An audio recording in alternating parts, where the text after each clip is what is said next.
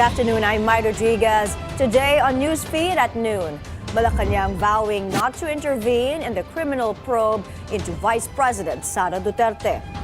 The PDP Laban party of former President Rodrigo Duterte pushes back against scathing criticisms from President Bongbong Marcos. Growing fears of a global trade war as U.S. President Donald Trump orders his team to devise a plan for reciprocal tariffs. And new restaurant alert will give you a look at a restaurant in Makati City that offers a fusion of Asian and Mexican flavors.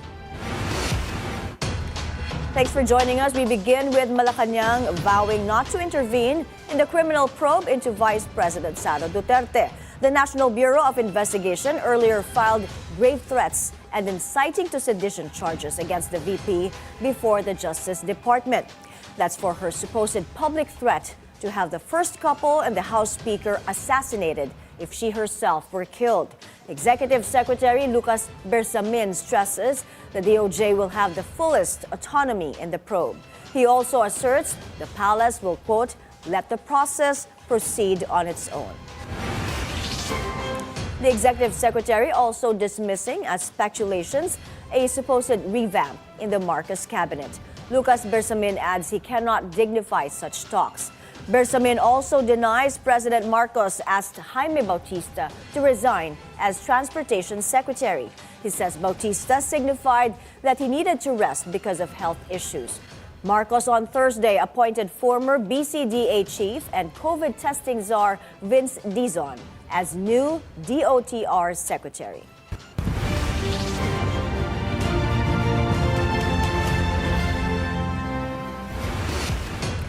Members of the PDP Laban of former President Rodrigo Duterte pushed back against scathing criticisms from President Marcos. Re-electionist Senator Bato de la Rosa, for one, defends the drug war, saying he is not ashamed if his hands are stained with the blood of evil people. Agatha Gregorio reports. PDP Laban returns fire after President Bongbong Marcos made several remarks during the Alyansa para sa Bagong Pilipinas rally, seemingly hitting PDP Laban candidates. Senator and re-electionist Bato de la Rosa said during the party's proclamation rally on Thursday, he has no issue with having blood on his hands if it means he is protecting good people. That after the chief executive said none of his candidates have blood on them due to tokhang. Tokhang has become the trademark of the Duterte administration's drug war that's said to have left tens of thousands of people dead. The senator also commented on Mr. Marcos saying his candidates do not clap for China nor rejoice when the Philippine Coast Guard is attacked. Willing ako magpapakamatay dyan sa West Philippine Sea kung sabihin nila na for China ako. Willing ako magkipagira dyan sa West Philippine Sea. And in an odd turn of events, the word suka or vinegar became somewhat of a battle cry by PDP Laban supporters. President Marcos earlier said some candidates look like they're just on an errand to buy vinegar, then got a COC. Ang iba naman po siguro ay bumibili ng suka. Alam natin kung bakit napakataas ng pangunahing bilihin sa ating bansa. Yung hindi kumakain ng suka, hindi nila alam yun. Alam din natin na lubog na ang ating bansa sa korupsyon. And while he was over 2 hours late, former President and PDP Laban Chairman Rodrigo Duterte arrived to endorse the party's 9 bets. These include De La Rosa, Senator Bongo, Congressman Rodante Marcoleta, former Executive Secretary Vic Rodriguez, Kingdom of Jesus Christ founder Apollo Kibuloy, OPM singer Jimmy Bondoc, former Interior Undersecretary J.V. Hinloc, actor Philip Salvador, and former CESA Administrator Raul Lambino. All were present except Kibuloy, who is detained facing criminal cases. During the event, Duterte took the opportunity to slam the president. The former chief executive says this administration fell short of expectations, while again saying Mr. Marcos has drug problems. Hindi naman buang. Pero yung bisyo ng droga, long term yan. Maging si Marcos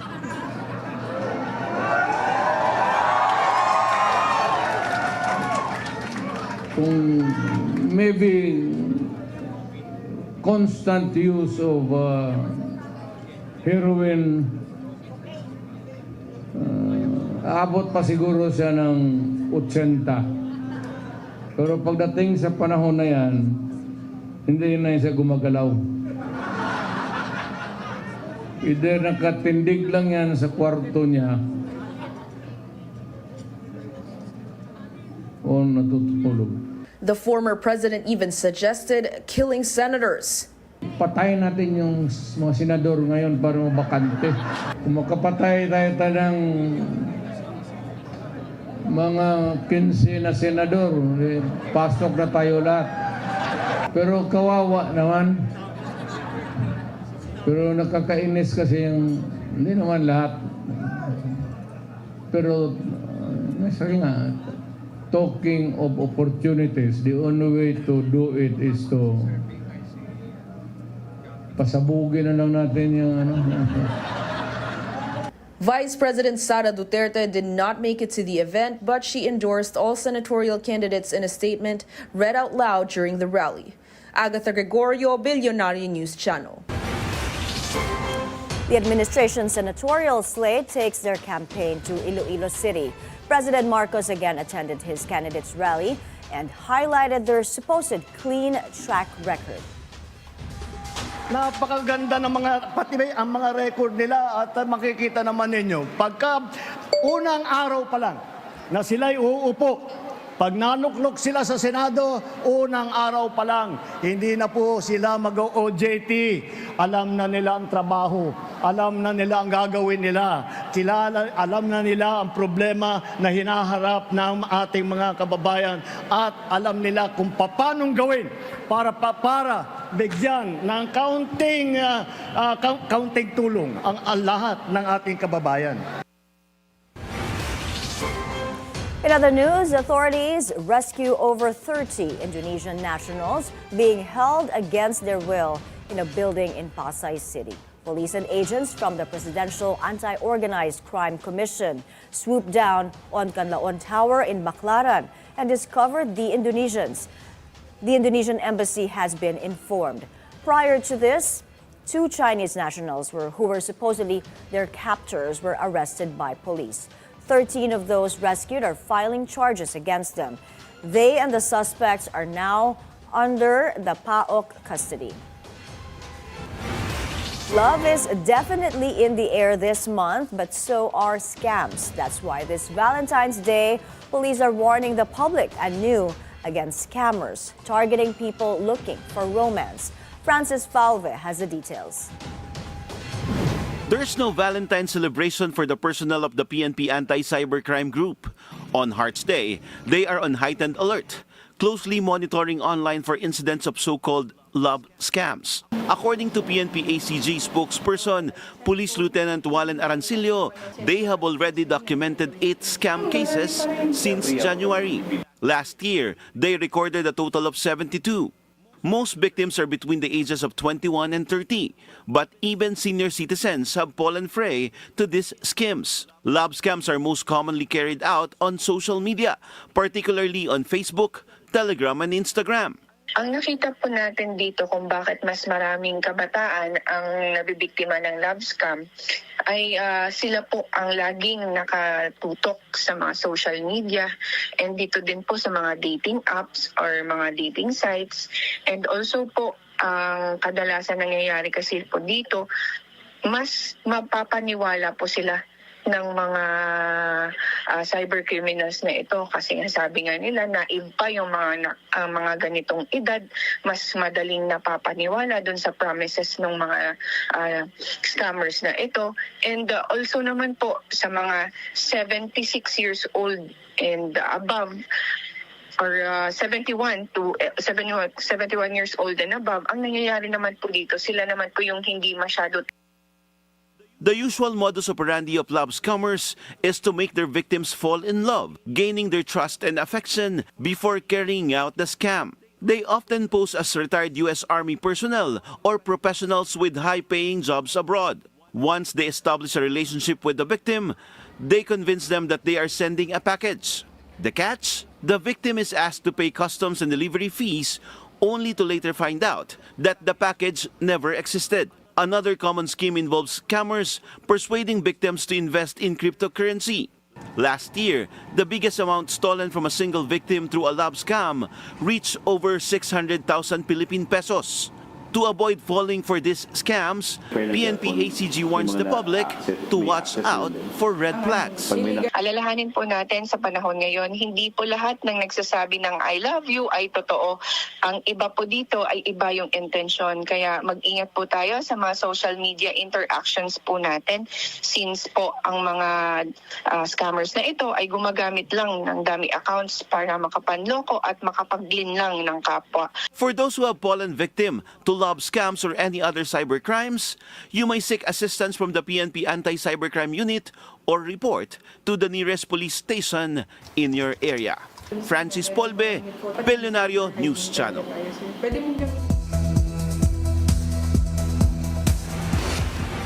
Fears of a global trade war growing as Trump 2.0 wants reciprocal tariffs on every country that imposes duties on U.S. imports. And it doesn't matter whether you're friend or foe. The American president has already tasked his economic team to devise a plan and calculate tariffs to match those charged by other nations. He says the move aims to level the playing field. And they say this is going to be the thing that makes our country really prosperous again. And this is going to be what pays down to $36 trillion in debt and all the other things. And this is going to be, this is an amazing day. I think this is going to be a very big day and in a very positive way for our country. As Trump wraps up the prospect of a global trade war, the U.S. and India are boosting trade ties. Both countries setting a target to double bilateral trade to $500 billion by 2030. Indian Prime Minister Narendra Modi, who's on a visit to the U.S., says focus will be on oil and gas. Other areas include agriculture, nuclear energy, and defense. I think some very big things to talk about. Number one is they're going to be purchasing a lot of our oil and gas. We have more oil and gas than any other country in the world by far. And they need it and we have it. And we're going to talk about trade. We're going to talk about many things. But it's really an honor to see you. And you have been my friend for a long time. And congratulations on having done a great job. Thank you. Thank you very much. Though ties between Washington and New Delhi are warm, it is unlikely India will be spared of Trump's reciprocal tariffs. Prime Minister Narendra Modi also meets with billionaire and Tesla CEO Elon Musk. Modi says they discussed various issues, including space, mobility, and tech innovations. They also talked about deepening cooperation in entrepreneurship and good governance. The Starlink internet services owned by Musk has applied for a license in India, but it is still under review. In recent months, Starlink has clashed with billionaire Mukesh Ambani's company over how the country should grant spectrum for satellite services. India's government has sided with Musk that spectrum should be assigned and not auctioned. Britain's King Charles met by protesters during a trip to the north of England. Demonstrators held placards reading "Not My King" as he shook hands with members of the public in Middlesbrough. Charles was there to visit a wind turbine facility. He also unveiled a plaque honoring his visit before departing. The iconic Eiffel Tower is every couple's dream destination to celebrate their love. So apart from its undeniably breathtaking view, the tower has made this Valentine's Day more special with a love bubble. The floral installation is located in the first floor viewing platform, where couples and visitors can take their photos. Have an interest in coming here with your partner, girlfriend, wife, or whoever it may be, or vice versa, could be husband or boyfriend. I would say come and explore it because it's worth coming to Paris and seeing everything as a couple. We're taking a break. Still to come, Robert F. Kennedy Jr. sworn in as America's Health Secretary. This is Newsfeed at noon. Stay with us.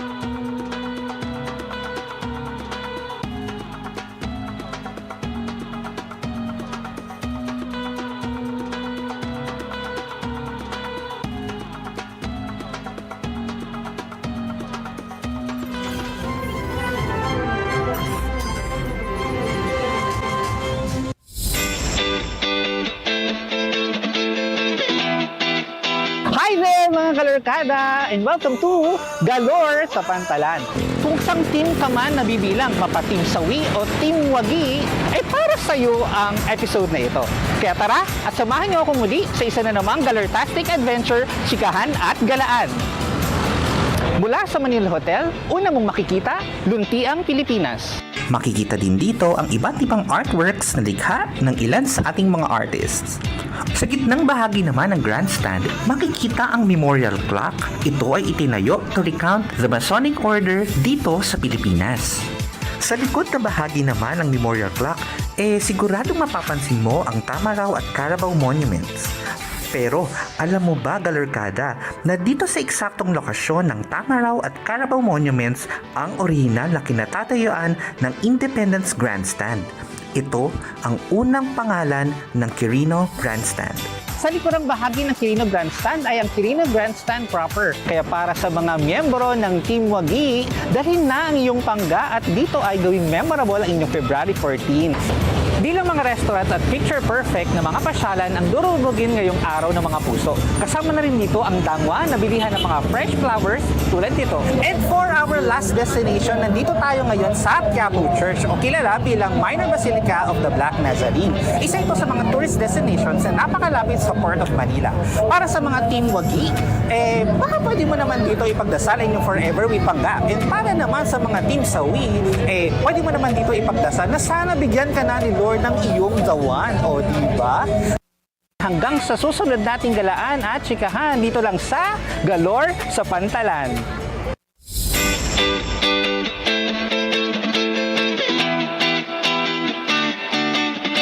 This is The Scorecard, where you score the latest sports news and in-depth views. I'm Anton Rojas. And I'm Erica Christensen. Luka Doncic's shocking trade to the Lakers costs him $116 million.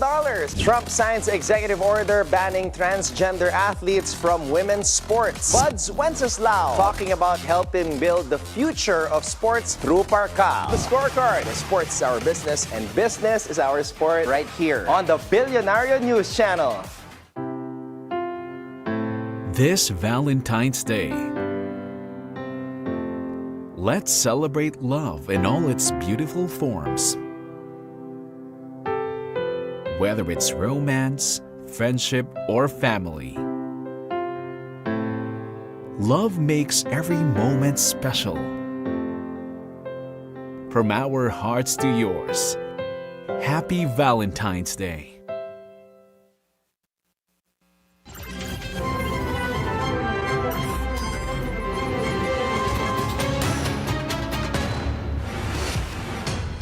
You're back on Newsfeed at noon. A framer of the 1987 Constitution says the trial of Vice President Sara Duterte should begin immediately, as stated even in the Filipino version of the Constitution. A senatorial candidate, meanwhile, opposes the holding of a trial for the VP. Agatha Gregorio joins us from San Juan City for the full story. Agatha, tell us more about this. Yes, my former Supreme Court Senior Associate Justice Adolf Ascuna weighed in on that matter on Bilyonaryo News Channel's On Point as more arguments emerge on when the impeachment trial against the Vice President should really begin. Because the Constitution uses the word forthwith, Ascuna brought up the version written in Filipino. Meron tayong Filipino version, official version of the Saligang Batas. Tinignan ko yun. Anong linagay doon sa section? Sabi, agad.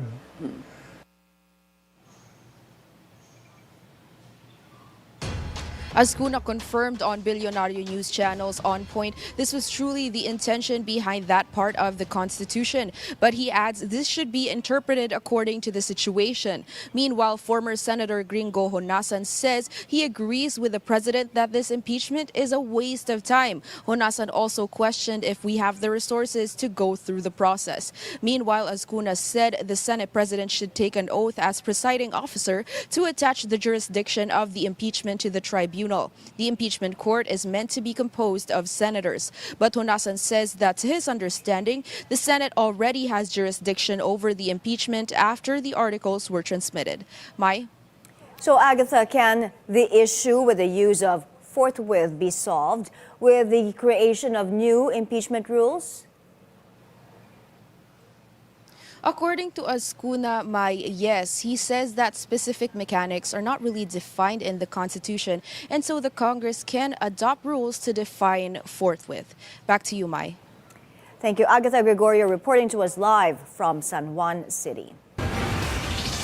The Commission on Elections sounds the alarm over scammers who claim they can rig the elections by falsely touting connections with the poll body.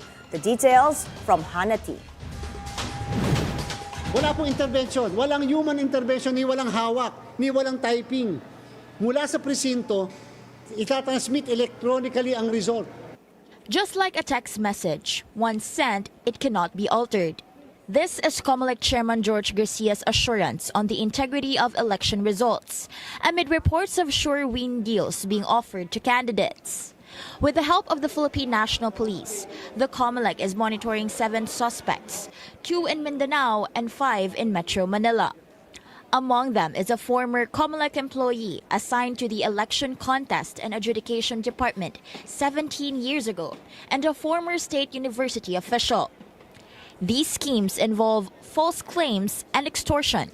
Kinukuhanan lang po kayo ng pera. Ang ginagawa nila, yung magkakalaban pinupuntahan. Sinabi, galing kami doon sa kalaban ninyo. Yung kalaban naman, yung nga pong kabila, nag-o-offer din para sa amin. Lahat pinupuntahan. Unlike previous automated polls, the midterm elections will use an upgraded voting system with new machines provided by South Korean firm Miro Systems. These machines promise faster processing times and more accurate transmission of results. Media outlets and watchdogs will also be provided with their own dedicated servers to access election data. The Comelec adds, results will also be uploaded real-time to the Comelec website. Garcia was also quick to deny claims of pre-shaded ballots in the upcoming midterm polls.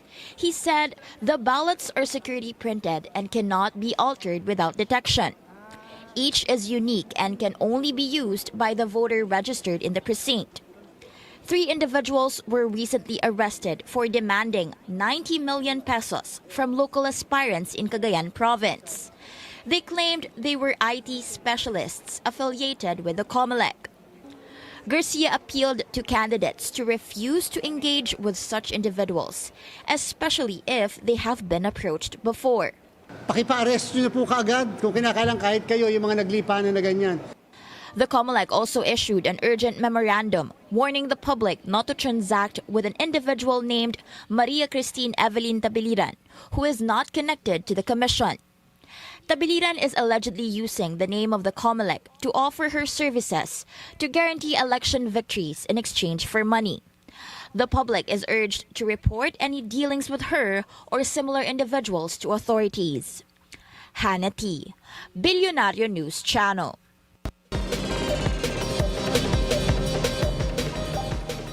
The Philippine Central Bank hints at rate cuts in future policy meetings after surprisingly keeping interest rates unchanged Thursday. Sujin Kim reports. In the first monetary policy meeting of the year, the Bangko Sentral ng Pilipinas kept its benchmark interest rate at 5.75%, maintaining levels set in December. Overnight deposit and lending rates also remain steady at 5.25 and 6.25%.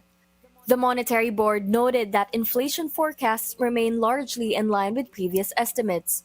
The risk-adjusted inflation forecast for 2025 was slightly raised at 3.5% from 3.4%, while the 2026 forecast remains at 3.7%.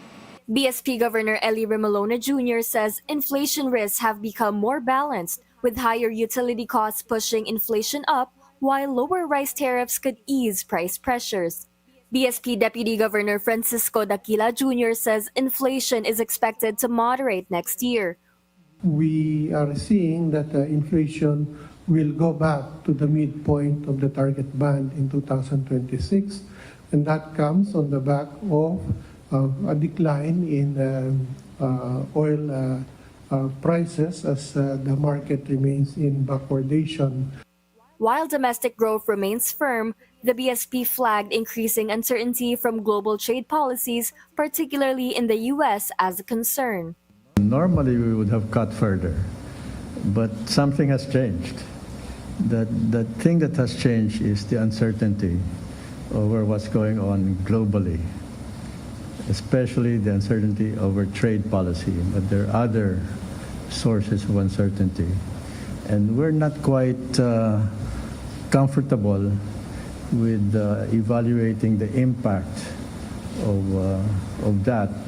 Despite holding rates steady, the BSP reaffirmed its stance in an easing cycle, signaling possible rate cuts in future policy meetings. We're still in the easing cycle, so we're still not thinking about raising rates.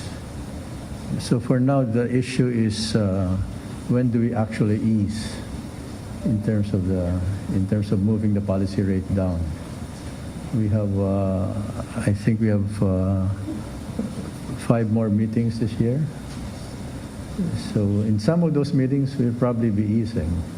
BSP Governor Remolona maintains that a total 50 basis point cut for the year is still on the table. Another key policy move under discussion, a reduction in the reserve requirement ratio, possibly happening sooner than mid-year. We will likely reduce it from 7% to 5%. The timing is still under discussion, but I think it will be fairly soon, maybe sooner than the middle of the year. Sujin Kim, Bilyonaryo News Channel. On to a big win for Bilyonaryo Tony Tancacchong as the Philippine Stock Exchange approves Jollibee's request to remove a 40% foreign ownership limit. That means more foreign buyers can now invest in the fast food giant. To make this happen, Jollibee amended its Articles of Incorporation, removing rules that allowed it to own or mortgage land, which previously restricted foreign ownership. Jollibee shares surged 11% yesterday following the PSE's approval. U.S. President Donald Trump upbeat on getting a deal for the sale of Chinese video sharing app TikTok. Trump is hopeful Chinese President Xi Jinping will agree to selling TikTok to a U.S. buyer. Last month, Trump gave TikTok 75 days to secure a new ownership or face being shut out of the U.S. on national security grounds. And I'm sure it can be extended, but let's see, I don't think you'll need to. We have a lot of people interested in TikTok, and I hope to be able to make a deal. I think it would be good. You know, people have learned it's very popular, and we'll have to probably get approval from China to do it. But we have a lot of people that are interested, and a lot of people, I think China will be interested because it's to their benefit too. So I look forward to that. Trump also wanting to keep TikTok alive in the U.S. as he credits the app with helping him win last year's election. Up ahead, oil prices set to increase next week. The details after the break. Stay with Newsfeed at noon.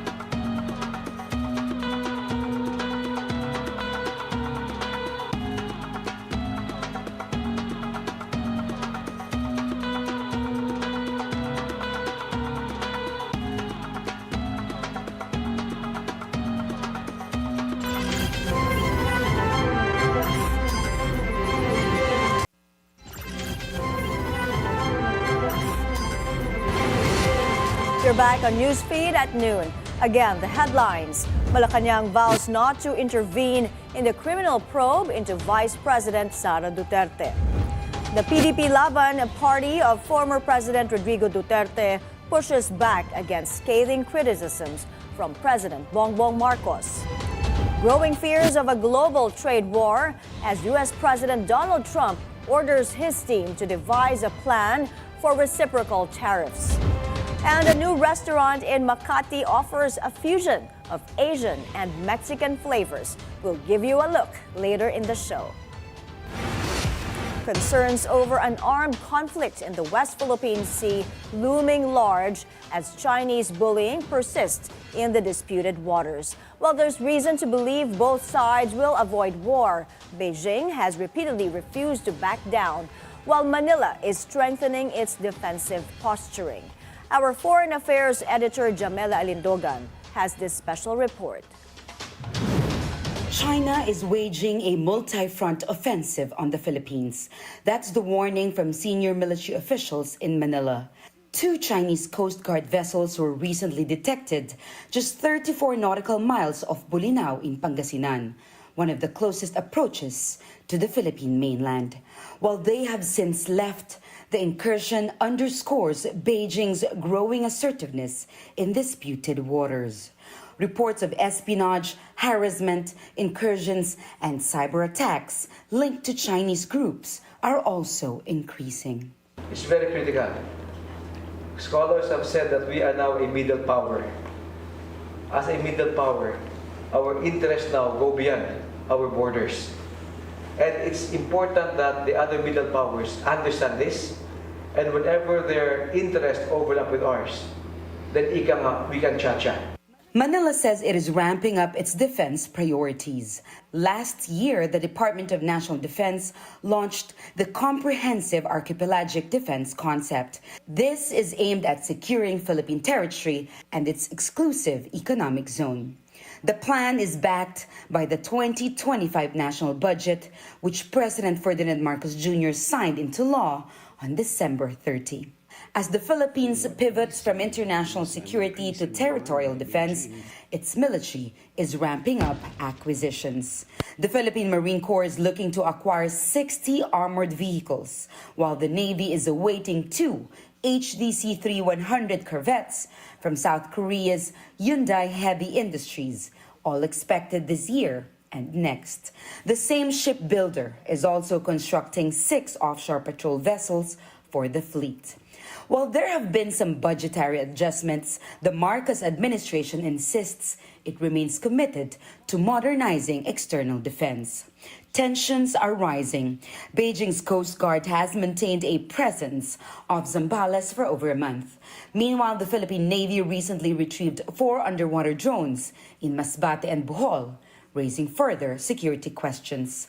President Ferdinand Marcos Jr. has offered to remove a U.S. missile system from the Philippines if China ceases what he describes as aggressive and coercive behavior in the South China Sea. The U.S. Army installed the Typhoon mid-range missile system in the northern Philippines in April last year. The South China Sea remains one of the world's biggest security flashpoints. China also continues to ignore the 2016 arbitral ruling that invalidated its sweeping 9-dash claim of most of the South China Sea. Still, for the Philippines, this is not just a mere geopolitical struggle, but a fight for sovereignty, security, and survival. Jamila Alindogan, Insight, BNC. Disaster officials in Mimaropa scrambling to assess the full impact of rains brought about by the shear line earlier this week. Mimaropa Civil Defense OIC Mark Victor says they're particularly checking on the effects in agriculture, businesses, and infrastructure. He adds parts of Puerto Princesa City in Palawan and several towns in Oriental Mindoro are still flooded. The Social Welfare Department has already released over 6.5 million pesos worth of aid to the affected regions. Amid the devastating effects of the shear line, authorities are now considering including the weather disturbance in its warning systems. Paolo Barcelon reports. storm warning signals, flood, and rainfall advisories. These are just some of the weather warning systems authorities use to inform the public about the effects of severe weather. But because recent rains due to shear lines severely affected different parts of southern Luzon and eastern Visayas, disaster response agencies are eyeing to also add shear lines to their advisories. Shear lines happen when hot and cold air combine, causing heavy rains. Yung mga pagulan na dinadala naman ng amihan, hindi po siya ganun kalakas, pero ang main na nauulanan ay yung eastern part ng Pilipinas. So yung sa kabila naman po, yung mainit na hangin naman na yung tinatawag natin na easterlies or trade winds, ito po ay dahil sa pag-ikot ng mundo sa axis niya. The Office of Civil Defense says over 40,000 families were affected by shear line-induced rains. Over 3,000 of them are in evacuation centers. 5 people were also killed after their vehicle was swept away by floods in Aborlan, Palawan. Last February 9 and 10, the shear line caused downpour that broke the province's highest rainfall record. The shear line also dumped heavy rains that caused massive flooding in Oriental Mindoro. The bottom line is we want to develop a warning system that will specifically address itong ating shear line, itong ating ITCC, so that, again, on the ground, our people will know what to do. We are identifying locations that are affected by these advisories, and based on that, we are deploying our relief and rescue operations. The Office of Civil Defense is now coordinating with science-related agencies to study how these new alerts can be integrated in the current weather system. Associate Professor Winifredo Dagli, chairperson of the Department of Science Communication of UP Los Baños' College of Development Communication, agrees with the proposal. Eventually, nakahanap tayo ng ways to actually localize our understanding of storm surge. Ginagamit ngayon ng term na daluyong. So, ganun din siguro sa shear line. Sana sa mga susunod na pagkakataon, mapag-usapan ito ng mga weather forecasters, ganun din ng mga nasa media, kung paano mas ipapaunawa sa tao yung phenomenon na ito. But at the same time, at ang pinakamahalaga siguro is, ano ba yung magiging epekto nito at paano ito mararanasan ng mga kababayan natin? Be it storm surges, shear lines, or any other weather condition, disaster officials and experts say preparedness is still the most important thing to communicate, as this helps everyone brace for the effects of our changing climate. Paulo Barcelon, Bilyonaryo, News Channel. Bad news for motorists as oil prices are going up next week. Based on a 4-day trading, the cost of gasoline is seen to increase by as much as 75 centavos per liter, diesel by up to 60 centavos, and kerosene by up to 30 centavos per liter. The Energy Department says factors for the hike include tensions in the Middle East and U.S. sanctions on Russia and Iran. Make America healthy again. That's U.S. President Donald Trump's marching order to Robert F. Kennedy Jr., who has been sworn in as Health Secretary. The U.S. Senate earlier voted to confirm Kennedy 52-48, with Senator Mitch McConnell, the lone Republican, to join all 47 Democrats to vote against him. Kennedy, an environmental lawyer, has long shown doubts about the safety and efficacy of vaccines. He will now oversee multiple high-profile agencies, including the FDA and Centers for Disease Control and Prevention. Like his father, Senator Robert F. Kennedy, and his uncle, President John F. Kennedy, Bobby has devoted much of his life to serving his fellow Americans in his campaign for president, and he was a very tough competitor. I did not like it at all. I said, let's get him on my side. A healthy person has 1,000 dreams. A sick person only has one. 60% of our population has only one dream, that they get better. President Trump has promised that he's going to restore America's strength. But we can't be a strong nation if we have a weak citizenry.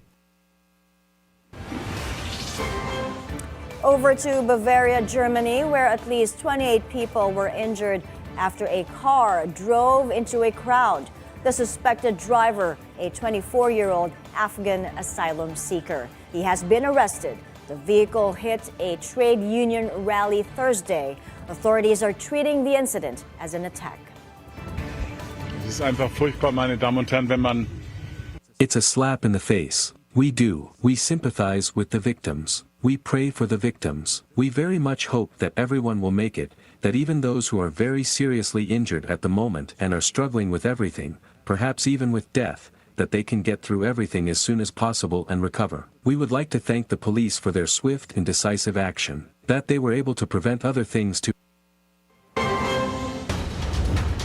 We are taking another breather. After the break, we'll give you a look at a new Mexican dining destination in Makati. Newsfeed at noon.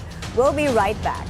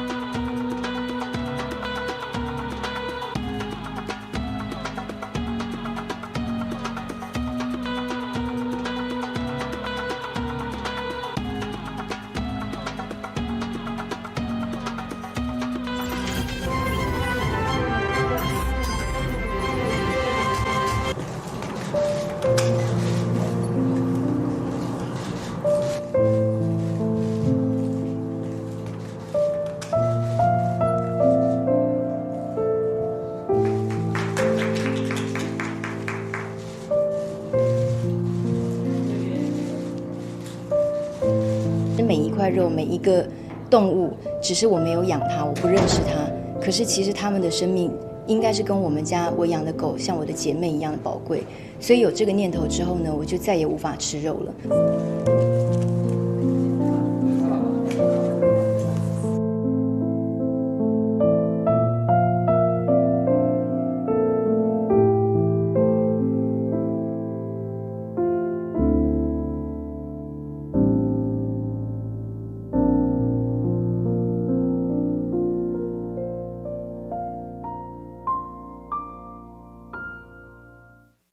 You're watching Business 360, where we break down the numbers, connect the dots, and give you the developments and insights you need to navigate, adapt, and lead.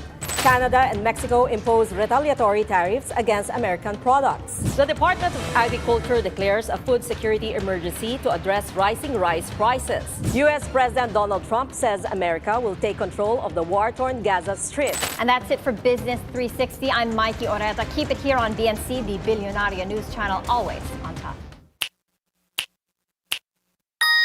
Right now, I think what's good about P-pop is it's honing its own identity. Okay. Like, there are P-pop artists that are integrating ethnic and tribal elements to their music. And even like artists like Alamat, they also integrate like regional languages in terms of lyrics. Like they have Hiligaynon, they have Bisaya. The possibility is endless for P-pop right now. Good morning, everyone! It's the show. I'm Pablo Del Rosario. Let's get you up to speed with some news that you could use right now. Rise and shine, beautiful people. I'm Ann Asis Carrillo. And I'm Monique Susan. Your mornings are always more fun with us. Now, It's a Beautiful Day is also nominated for Best Morning Show. Here on It's a Beautiful Day. We're facing a climate crisis, and baby steps will no longer do. Sa sustainable real estate, every building counts. Kilalanin si Raymond Rufino ng NIO, ang nangunguna sa Green Building Revolution. Tunghayan ang kwento ni Raymond Rufino dito lang sa Usapang Bilyonaryo. ngayong Lunes, 8:30 p.m. sa Bilyonaryo News Channel.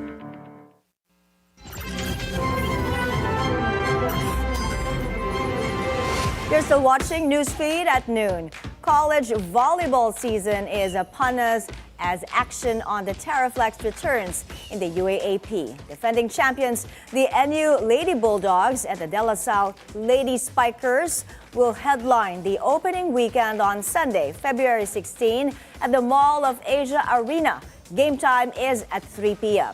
Queen Bulldog and reigning MVP Micaela Bella Belen is looking to write the perfect ending to her UAAP career by winning back-to-back titles in season 87. While Angel Canino and LaSalle are out for redemption after losing the crown in season 86. UE and UP will tip off the new season tomorrow at 1 p.m. still at the MOA Arena. Meanwhile, veteran basketball coach Chris Gavina is taking his talents from the pros to the collegiate ranks. Gavina was introduced as the new head coach of the UE Red Warriors on Thursday. He takes over from Jack Santiago, who led the Recto-based squad to a fifth-place finish in season 87. Gavina says he is looking to instill a culture of hard work, resiliency, and accountability paired with a never-say-die spirit. The seasoned mentor previously had coaching stints in the PBA and in Taiwan. And before we go, a new dining destination in Makati is offering Asian cuisine with some Mexican flair. Here's a look from our lifestyle host, Marie Lozano. Before turning 30, Chef Cara Davis had already sharpened her knives under 3 different 3-star Michelin chefs. Proof that age is just a number, and her secret ingredient is her talent. She worked in Arsac in San Sebastian, Alinea in Chicago, and 11 Madison Park in New York. Chef Cara set out on her culinary journey at age 18. It took her across the world, but even as she explored, one thought remained. She would come back to the Philippines. Her homecoming project has taken course with Halong Restaurant.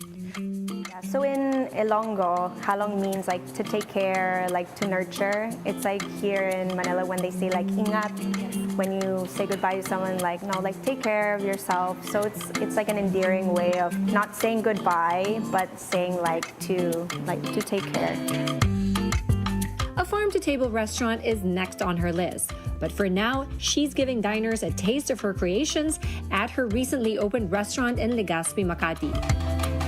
Chef Cara's 8-year stint in Mexico left a strong mark on her menu, with bold Mexican flavors taking center stage. So that's what I would say is like our style, even in Halong, like for the flavors just to be bold and like explosions of flavor in the food.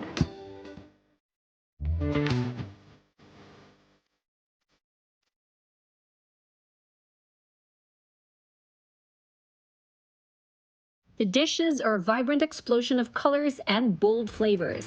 It's Asian fusion with Mexican flair. I started with shrimp aguachile. Normally very spicy, so we've kind of adjusted it. The roasted red peppers are a little bit sweet. The morita chili, that's the smoky. We add the chili guajillo, a sweeter, nuttier chili. And then the lime juice gives you like that acid. This plate looks so beautiful. So refreshing. Citrusy, spicy. It's so good. It's so fresh. There's something about the flavors that makes you just feel like you're on vacation. I love it. Up next is crab chawanmushi. So it's kind of our savory version of taho. I love the texture of it. It's really, really creamy and silky. It's like a warm hug.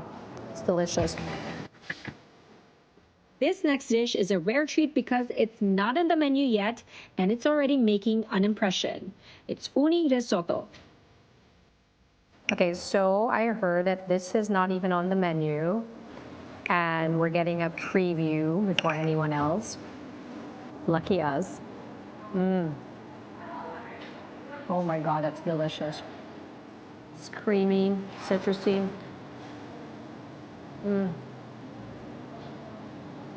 That mussels on top is perfect. Next dish, bone marrow, again with a unique twist.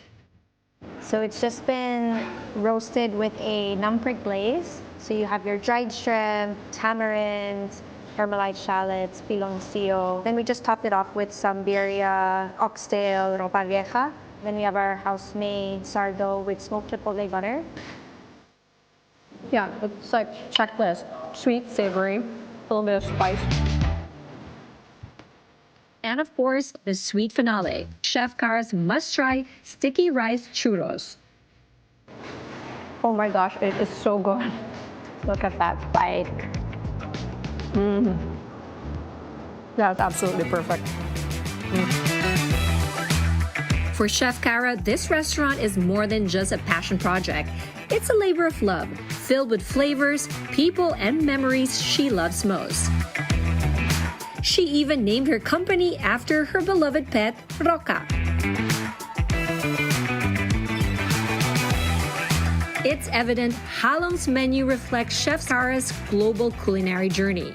Now that she's back, she wants to dive deeper into Filipino cuisine to add bolder flavors to her signature style. Marie Lozano, Bilyonaryo News Channel. One amazing dish after another. I'm hungry. And those are the news this hour. I'm Mai Rodriguez. Keep it here on the Bilyonaryo News Channel. Good afternoon.